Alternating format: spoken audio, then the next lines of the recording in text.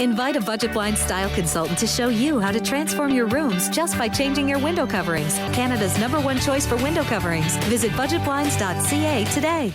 All right, so the 2015 Westridge GMC CPCA Finals kick off tonight at Halstead Downs.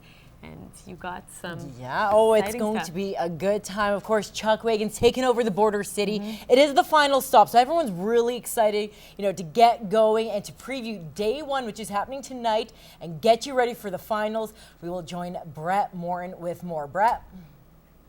Thanks, Nerman. Well, it's the calm before the storm as the thunder will be rolling on the track here at the 2015 Westridge GMC CPCA Finals. The standings are super tight and three guys have been stealing the show all year. Ray Mitswing, he has 3 show wins. Chris Molly also has 3 show wins. Jamie Labacane has 2 show wins, however, is sitting in 7th place coming into the finals.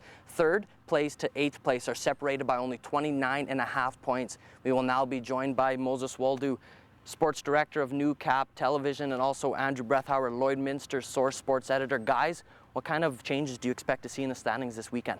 I see tons. We always say we always have the X amount of guys, those few guys that we would normally see, and then all of a sudden the script gets flipped. We saw Ray Mitswing do that last year. We didn't really expect him to do much. All of a sudden he picks up a couple of day monies on the final days, tries to get into the championship dash. I see a lot of movement this year. It's been tight, and it's just going to be even more so when we go into it. Well, if you look last year, Lane wasn't in the final top 4 going in. Neither was Vern. Both of them come in, they're 2nd and 3rd barrel, and Vern ends up by winning. So with so many points, it's anyone's race. It's only 1.5 points between 4th and 5th, so I think anybody can steal into there. It doesn't matter what everyone does on the track. Andrew, this question for you. Do you think Chris Molly can catch Ray Mitswing before Sunday's championship dash? He is 19 back, so it's going to be not what Chris Molly does. It's going to be what Ray Mitswing doesn't do. Because if Ray starts hitting barrels and taking penalties, then it's going to start moving up. But Ray's been running just as consistency, so I don't know if it's going to be one driver can outdo another one. I think it's going to be those 2 guys in the final, 1-2, but I don't think Chris Molly can actually catch him at this point. Moses, we got Mitswing, Molly, Knight, BJ Carey going into this at the top 4. Do you see that still the same Sunday? Not at all. And the reason why the guy who's just outside of that top 4 in 5th, just 5 points back of Carey, is Vern Nolan. One of the drivers, when I talked to him just off camera, told me he's like a sly fox. He's just waiting for his time to actually come out, and that's what he does. And he surprises a lot of people. You give him an inch, he will take a mile. In this case, it's 5/8 of a mile here. So he's going to take a lot of it, and I see him in the championship dash on Sunday. Guys, predictions. I'm going to doom someone. I'm going to be dooming Ray Mitswing. Final year, you have to give it to the Chief. You hope he goes out a champion. I'm going to go with the guy I was just mentioning before, Vern Nolan. Why not 4-peat? I went against this guy year after year, and he kept winning. Now it's the time to pick him, and sure enough, probably that's the year he's going to lose too. Perfect. Well, there you guys have it. Little preview for day 1 down here at Halstead Downs. The show gets ready at 6:30. Come down for some great Chuck Wagon action. From Moses Waldu and Andrew Brethauer, I'm Brett Morton. Back to you, Nerman. Game 2 in the NSRBL final between the Border City Blue Jays and the Lloydminster Twins. Now the Twins needing a win to stay alive. They also had their 7th title in a row on the line. Now the Jays never won in their existence. Now before the game, League MVP Steve Lodish was given his award. Now, could he add the championship trophy to his hardware? Lodish continued right where he left off last game, 16 Ks in game 1. Here, fans another Twin. He had 12 strikeouts. Now, to the second, the Twins open up the scoring. Owen Hill lines one down the middle, and that easily cashes in Brett Kostasky. Next inning, Landon Noyes pops one up, and Cole Kostasky with the sweet dive and catch for the out. Now head to the 6th, game tied at 3, bases loaded for Rylan Urban, and he gets the walk. Jason Fector comes in to score to give the Jays the lead. Now top of 7, Lodish lights out on the mound and at the plate all season long. His single brings in Scott Willis, and that made it 5-3 Jays, a little breathing room for them.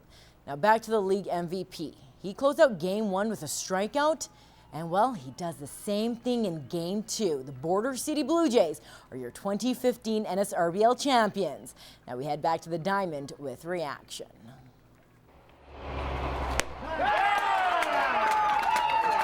With a swing and a miss, the Border City Blue Jays are NSRBL champions. It was a subdued celebration, not like the ones you've seen in the past. This team, which has never won a league title until now, slowly taking it all in. To win it from the Twins is even sweeter because we've played them the last 3 years. They've been champs for 6 years running, so to take it from them, it feels nice. A hard-fought win to close out the best season the Jays have had, a 13-1 season that saw them only allow 16 runs. But the Jays were in tough in the final, going up against a Lloydminster Twins squad gunning for their 7th straight title. It feels good. I mean, dating back to my time playing midget in this league, dating back 5-6 years ago, the Twins were always the team to beat, and we never broke through then. I know these guys haven't broke through, so it feels good to finally break through. Steve Londish has been lights out for the Bluebirds this year. He was picked up in the offseason and was arguably the best player on the team. Now he earned league MVP honors and followed it up with 28 strikeouts in the 2-game series against the Twins. Steve's been a huge part of our team. If we didn't have Steve this year, I don't know if we would have done as well as we did. We might have still made it here, but with him, it was a lot easier to get the wins when we needed them. I mean, it's humbling, obviously. It's nice to have that support from your team.